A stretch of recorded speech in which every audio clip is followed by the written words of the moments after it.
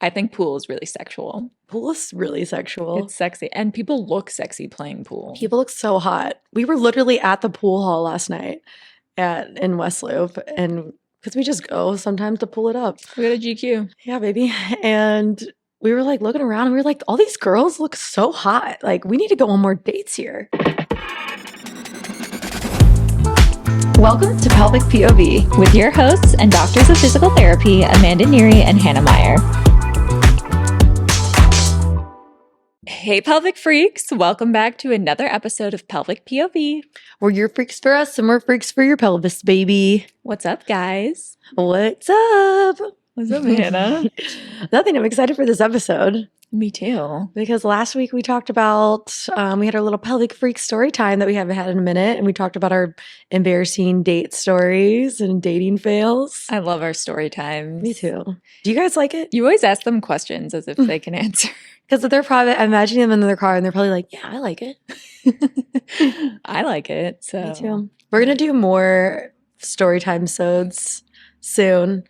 We sometimes we'll prompt you guys and then sometimes just feel free to send stuff in and we'll just pick our faves. Yeah, we can go from there. We just tried putting a pole up in the clinic because Hannah has been pole dancing for a couple of years and I just started in the fall. And you've treated a couple dancers at the practice and we had talked about, we usually hang out on Wednesday nights and practice pole dancing. And so we had talked about putting a pole up in here. And then if we have patients who are pole dancers, we can treat them and test out some movements with them as well. And then we can use the pole for our own practice. So we got a pole. We tried putting it up today and we are missing an extender piece that we need to fit it into our break room. So that was a 2-hour ordeal and we did not get a pole up yet. It happens, but it's going to be so nice to have a pole in our clinic space so that if we do treat more pole dancers, then we can test out some tricks. Heck yeah. Which is really cool. And we also have a pole to practice for ourselves if we want. But anyways, guys, this is kind of going to be a shorter episode today. We know that Valentine's Day is right around the corner and it's on a Friday this year, which means we might be having some freaks actually going out on dates on Valentine's Day. What is your best Valentine's Day memory? Would you say? That's a good question. You know what's funny? I am typically single. No, because I've been in years-long relationships multiple times, but I remember being single a lot more than I do doing stuff with a partner. But I think my most memorable one from a relationship standpoint was maybe in LA. I feel like my college ex and I did a cute dinner and went on the water situation. Okay. It was cute. Cool. We were on the boardwalk or something. And then I can't remember if my air baths date was for Valentine's Day or not in Chicago, but that was one of my favorite date nights ever. Heck yeah. Generally speaking. Oh, we love air ancient baths. I love air baths. Especially in February. What was yours? I think my most memorable, I know in college we would have, you know what me and my friends did in college? We would do photo shoots for each other. We'd sexy photo shoots. So we would get in lingerie. Didn't have money to get a boudoir photo shoot. Mm-hmm. So we just would have some wine and then we all put on our best lingerie. And then we set up a sheet and it was really stupid, but it was really fun. And it was just us gassing each other up and doing boudoir photo shoots. And That's then so some fun. people had boyfriends and would make a little book for them or show them. And some people just did it for fun. And it was fun. That's super fun. I love that. I'd say that. And then also I went to a pole show last year on Valentine's Day, I think. Or it was Valentine's Day weekend. We had talked about doing that this year. Yeah, this year it's on a Friday, so it would be a pole night on Valentine's Day. I'm so down. That would be so fun. Oh, guys, if you've never been to a pole show, that is such a fun Valentine's Day thing to do because it's just gassing up these hot people on the pole, doing their tricks. And it's so empowering to watch people do that and you get inspired and I love it. Heck yeah. Do you have other Valentine's Day plans? Not as of right now. I don't Haven't think I really do. talked about it yet. I know I haven't either. Mm-hmm. Lauren and I are doing a Galentine's Day. My roommate and I are going to see Taylor Tomlinson at the Chicago Theater. I've seen Taylor Tomlinson. She's really funny. We splurged on the balcony seats and we're the Nice. front row. So it was a little more expensive than it needed to be, but we were we want to experience this and have a really fun Galentine's Day. And I'm super excited. Heck yeah. Heck yeah. I think those are my most. Do you have any like memorable Valentine's days then? Yes, I feel like in grad school we did stuff and it was always maybe a cooking night and then hanging out or something like that. Honestly, anything I've ever done for Valentine's Day has been so fun. Yeah. I feel like it's my favorite part of it. I love Valentine's Day. People really feel strongly about this holiday, and everyone's like, when you're dating someone who you shouldn't be dating, and Yes, I do. I do know that. they gaslight you a little bit because you talk about Valentine's Day and they're like, it's a Hallmark holiday. Why would we even celebrate that? And I'm like, because I want to. What do you mean? You're just not like listening to the fact that I want to celebrate Valentine's Day, which tells me we don't communicate well. I love Valentine's Day. I love chocolate. I love flowers. I love that shit. I think it's so cute. I think it's fun. I think it's really fun when it's like unprompted and you're not having to ask for certain things or your partner just knows you really well.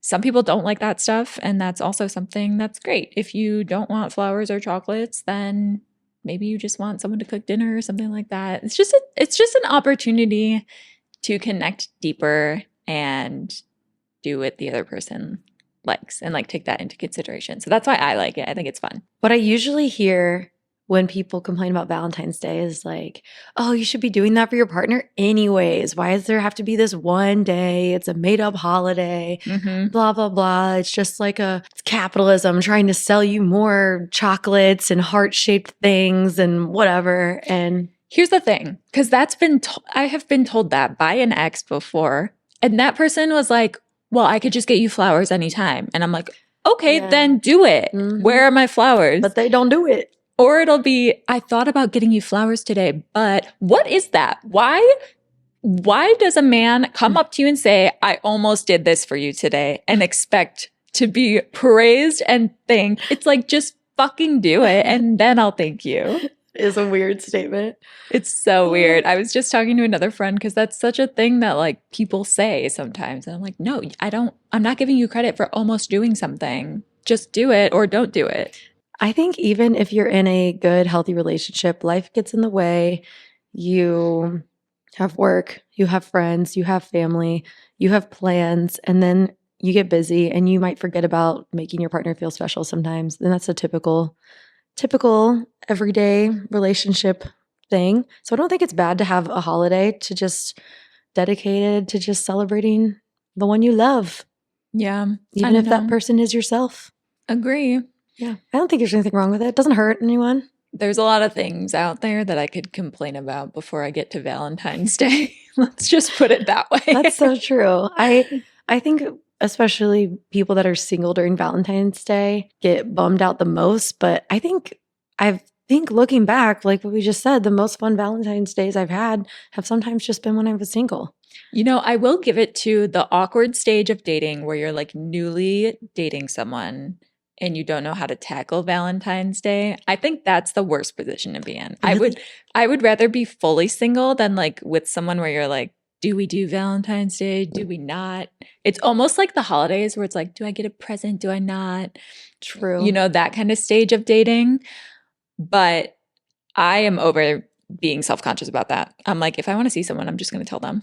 That's like the thing I've been struggling with lately. Yeah. But like 3 years ago, when I was your age, when I was a ripe young 26-year-old, I was so nervous about this shit. And I'd be like, oh my God, what are they going to think of me? Whatever. And now I'm just like, if I want to see you, you'll know. Because if you scroll through TikTok, for example, RIP, but well, potentially not RIP when you're watching this, who knows what's going to happen? Who knows? Hopefully not. But when I would be scrolling on TikTok, there's these people on TikTok that are like, they're dating rules and don't do this on your first 3 dates. Your first month of dating, you should be seeing your person only once a week and don't do this and make sure you're not texting and there's all these rules and it stresses me out. And I'm like, can I just act how I want to act? And if they don't like me, then I'll move on.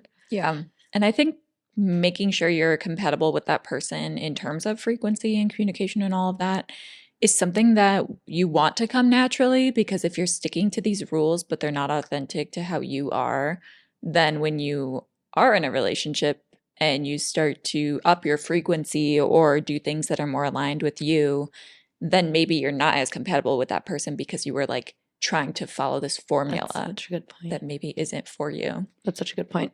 So I think those people are trying to help and I get it.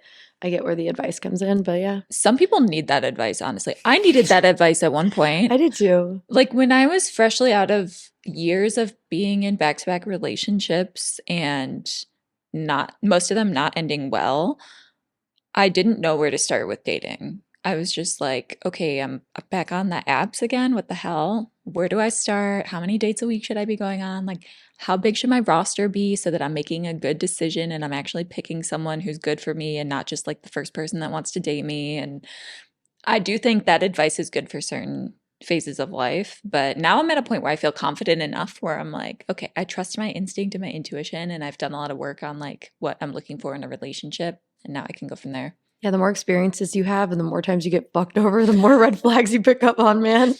And honestly, I do think age has a little bit to do with it. I don't mean to shit on any ages or say some people are too young today. People can get married in their young 20s and like be fine, and that's great. But I feel much more confident close to 30 than I did at like 25. Hell yeah. Just with my personal dating. I heard the 30s are great. I'm excited for my 30s. I turned 30 this year, guys. Heck yeah, dude. I still want to know your thoughts on what you want to do for your birthday. Yeah, I don't know yet. Think it through. I'll think about it. You I'll have let you know. time. You'll be the first to know. I had an idea. What You're was the it? number one person in my life. Oh, thanks. You pretty much are. I needed that today. Okay, good. You're welcome. From me or just in general? I just like hearing that from you sometimes. Oh, cool.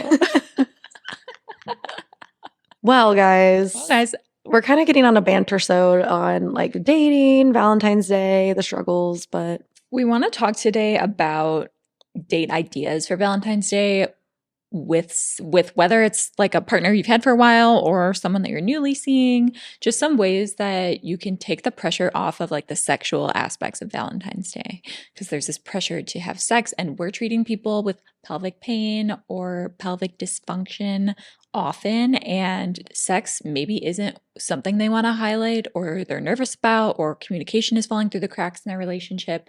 So we wanted to talk about ideas that can bring you closer to someone without being sexually explicit or that being the main focus. Before we dive into that topic, if you haven't been on our website to look at our merch, make sure you go check it out. It's www.pelvicpov.co, and we have some really cute stuff. I sound so salesy right now, but I just want to let you guys know that it exists. no, I like you don't .co. .co. I think it's so sexy and slay that it's .co. .co. I know. We're the future. Yeah. Watch out. I'm obsessed with the tank. I have it in both colors. I wear it every day. It's so comfy. I literally can't get enough. It's so hot. Go It's check it out. so If you're a hot. pelvic freak, go rock our tank Go rock it, baby. and support a small business. But yeah, we can dive into the episode. Okay, cool. So Yeah, and this, even if you don't have pelvic floor dysfunction, even if you don't have pain with intercourse, it's important. And you guys, we love sex, okay? We talk about it all the time. We want you to have great sex. But I think, sometimes it's important to highlight maybe just the connection with your partner sometimes, rather than putting so much emphasis and focus on just having amazing, blown out, mind-blowing sex on Valentine's Day, because it's stressful, because it's like, oh, Valentine's Day, romance, blah, hearts, fuzzy blankets, feathers, whips, chains. And it's just like, well, now I'm stressed out. Do I have to like level up my vagina today? Like in one day? Like that's a lot of pressure. So why don't we talk about some date ideas that are not just like dinner and sex, to maybe spice up your Valentine's Day in a non-sexual way? love that. Yeah, if you guys have listened to our episodes about having an orgasm, we talk about foreplay in that episode and how it's not just a sexual act. Foreplay can be making someone dinner, just the way you communicate with your partner. So even though the date ideas we're going to talk about are not sexually explicit, they can absolutely be used as foreplay. Any of these, like, it's going to deepen your connection. And if you do have sex that night, it's going to make that so much better. So it's all related. I will say I'm a victim of what? I am a person that would think of foreplay as just touching and the warm up and anything before penetrative sex, prior to, honestly, starting at the Pelvic Institute, when we talk so much more openly about sex and treatment for our patients. And I think it was you who brought that up to me the first time. And I was like, you're right. Like getting ready together before you go on a date, that's foreplay. Going on your date, getting dinner, like touching an arm when you're at dinner or something, that's all built up in foreplay. Totally. If you want it to be. Yeah, absolutely. And also just being connected with your partner or Mhm. the person you're with. But yeah. So guys, let's talk about some of our dating ideas because, we talked about our bad dates, embarrassing dates last time. So let's talk about some good, fun date ideas. Maybe some of these are some that we have done before, maybe not. Maybe some that we've wanted to do. I don't know. All right, what's your first non-sexual date idea? Okay. My first non-sexual date idea is something that I've always wanted to do. I think I saw it on a YouTube video or something back in the day, and I never got it out of my head. But this couple went to the mall together or went shopping together. You don't have to go to the mall. Do people go to malls still? Let me know. But they went shopping together and they picked each other out outfits and gave it to the other partner and switched when they got home. But it was a surprise which outfit you picked out. And you pick out everything: shoes, shirt, dress, whatever it is, underwear, even you could. And then they switched when they got home and did a little fashion show, and it was really cute. But you could also make it a surprise and then go out on your classic Valentine's Day dinner date, and then it's really cute to see your partner wearing the thing you picked out for them. That's so cute. I think that's a cute idea. That is a cute idea. I think that's super fun. I like picking out clothes for people too. Yeah, and it's like you're automatically thinking of the other person and showing, I guess, your take on like how you see them. So it's a good communication thing too. It's a little exercise for that. And you could get options and do a full fashion show and make that your date and just get some like sushi and be trying on every single thing. Get wine drunk if you want. I don't know. Whatever you want to do. I love that. That's fun. That's cute. That is cute. Anyways, that's one idea. What's yours? What's a good idea for you? I love going to like any sort of show on a date. So my first thing that comes to mind would be like a comedy show, stand up, or just anything funny. And there's also like, if you like theater, there's Broadway, there's the ballet, there's the lyric opera, things like that, a movie, just basically like anything that you guys can enjoy together. An improv show? An improv show. You can come see me and Hannah one day. But they don't know that we're doing improv yet. Oh, you guys don't know we're doing I don't think we've told them. improv. Me and Amanda are taking improv classes. It's so embarrassing, guys. We're so bad, but we love it. I get really anxious before and then I feel better after. I feel good during and after, but yeah, before I'm like, I just know I'm going to embarrass myself so much that I get nervous. Actually, last week was the first time it was really hard for me. I think I was up there as Sheila the bus driver for a hot minute. Yeah. And I could not, it was hard. It Yeah, was when so you're hard. up I was there- like blacking out on stage. For like multiple scenes But in a you row. just have to keep going. And the scene kept switching and it kept moving. And I was like, Mhm. dang, this is some talent. Yeah, that's hard. Dang, I'm so talented right now. No, I mean, like, this takes some talent to do this because did I do good at that part? What did you think? Girl, I don't remember. Yeah, I think so. Did you think I was crushing People it? kept picking you to interact with. That's so why yeah. I was so confused. I'm like, someone get me out of here. Someone tap me out. But that was actually mine and Amanda's first improv scene together. And when she came and did a scene with me, because we try not to interact with each other because we're trying to work, because we work together all the time. So I know how you talk and respond, your body language. So I'm trying to get better by interacting with other people. But Amanda stepped in to be in my scene and it just felt like home. She said that made me feel really comfortable. And I was like, cool, let's do more scenes together. Yeah, maybe it was we fun. will. Maybe we will next time. We can show off our talent for interacting.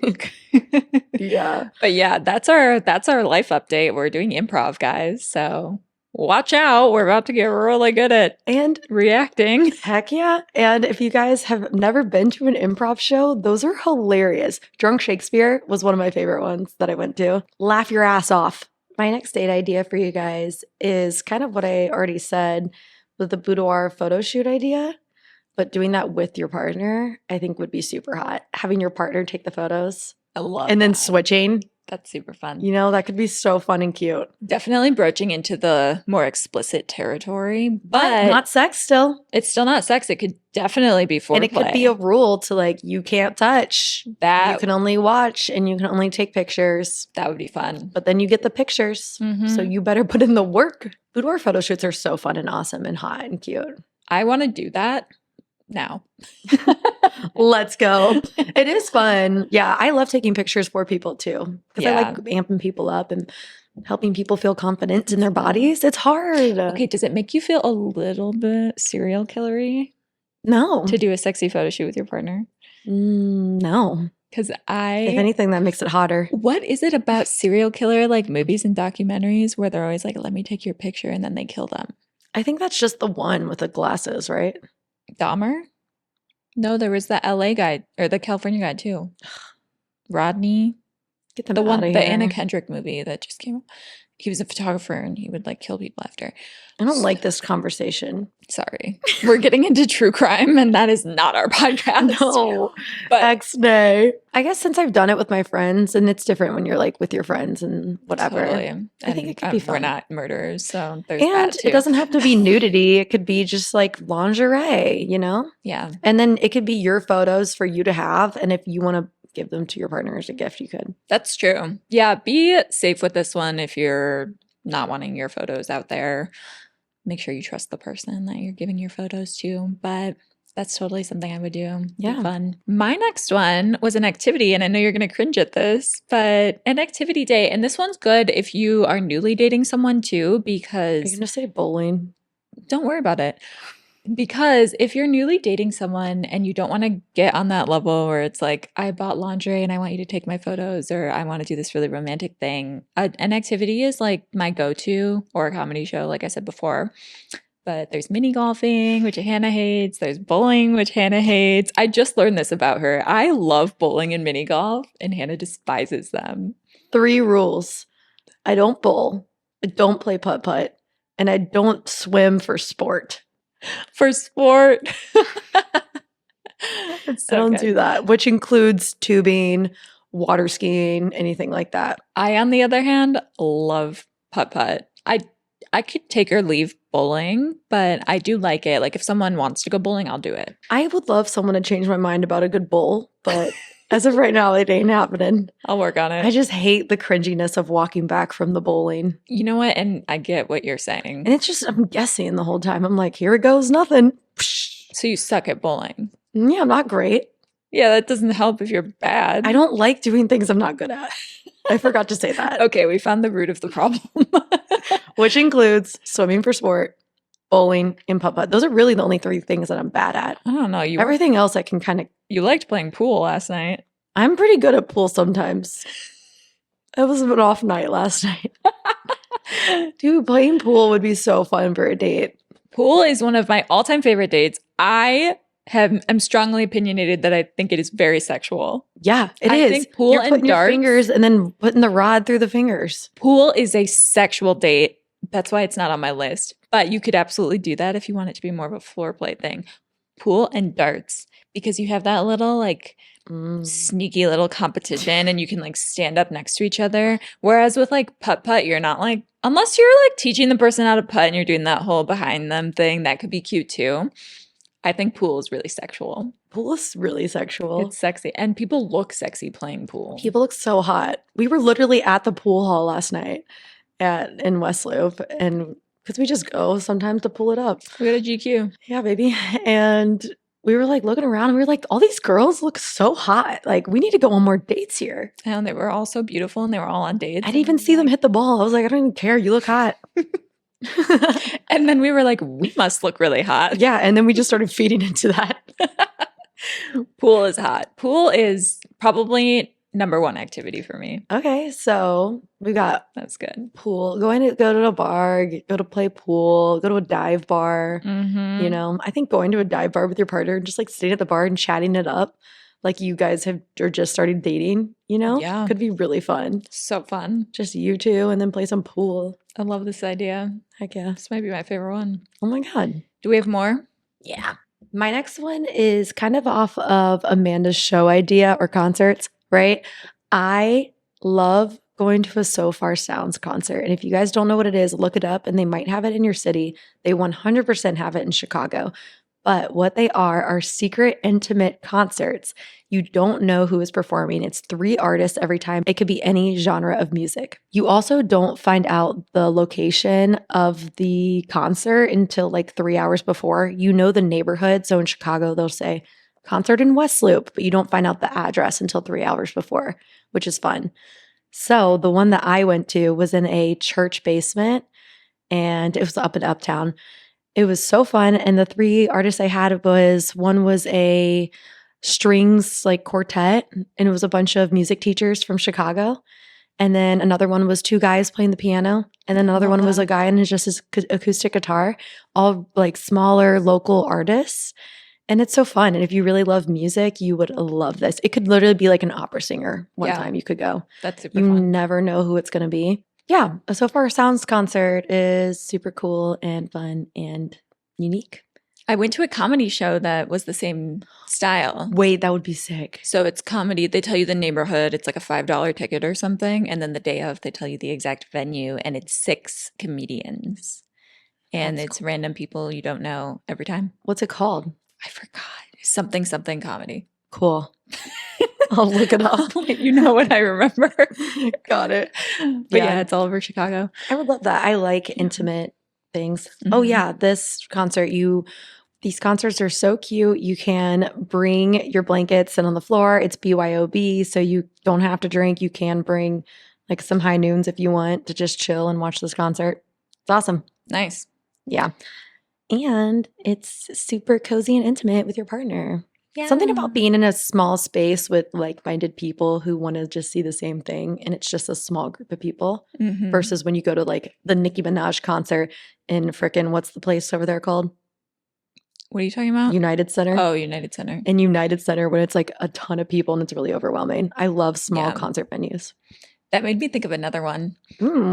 Keep it rolling, baby. If you like cocktails or going to bars or things like that, there's certain speakeasy cocktail lounges in Chicago that have their own little shows. So you could go to, there's one up Bordel. north. I was thinking, yeah, Bordel, but I was thinking of a different one. There's one up north that has magic shows, like magicians. And it's a little speakeasy in an alley that I forget about, but you can look this stuff up. And then there's Bordel that has burlesque dancing and different shows there. And so you have that cocktail bar experience where you're just kind of chatting and you can have that, but then you can also have a show to focus on too. And that stuff is really fun. There's the Drifter. The Drifter also has shows. Nice. And that's like, I think the cocktails are tarot card themed. Oh, nice. Yeah, I'm pretty sure they are. Sweet. Or that could be another cocktail bar that I'm thinking of that's tarot card themed. Or they're both. I don't know. There's one in Lincoln Park that's tarot themed. Yeah, it's called like King something. King Yes. of Cups. I King of think. Cups, yeah. Yes. That one's really cute. That my friend Sarah took me there and it was like one of my favorite bars. And they do tarot readings in the back. Yeah. So you could do, I've actually did that on a date once. We went to King of Cups, got cocktails, and then we each did our own tarot reading and then talked about our tarot reading. I think we've got a pretty good list here. I think we do. Yeah, these are all good ideas. And these are all ways that you can just establish more intimacy and communication with someone and have a good time. And there's not a ton of pressure for it to be this like Valentine's Day thing. I think I hate going out to dinner on Valentine's Day because I'm so the only criticism I have for Valentine's Day is the set menus that people do. I'm like, I don't want to go somewhere and have a 4-course meal just because you don't have a normal dinner menu tonight. Like, I don't necessarily feel like it's that kind of holiday. I feel like it's more cozy, connection, listening to each other and understanding each other. So I like all of these ideas because they're nice and cozy and fun. Yeah. Get creative. Tell us what you guys are like for your date ideas. Yeah, we want to know. And hopefully this helps. All right, guys, let us know what you're up to this Valentine's Day. If you're single, let us know your plans too, because we're always curious what our pelvic freaks are up to, and we want to hear more about your lives. So this episode, we talked about some non-sexual ways to spice up your Valentine's Day and get closer with your partner if you want to go on a date. But next week, we will talk about some tips for actually spicing up your sex, baby. For sexually spicing up your Valentine's Day as well. So we'll get into the sexier bit of Valentine's Day, and we're releasing that episode the day before Valentine's Day Yes, on we February are. 13th. So not as much prep involved. You just got to go for it. All right, make sure you're following us on social media at Pelvic POV. At that link in our bio, you can submit a question or story for us. And go to our website, pelvicpov.co, to buy some of that merch this V-Day season. All right, bye, Pelvic Freaks. Bye, Pelvic Freaks.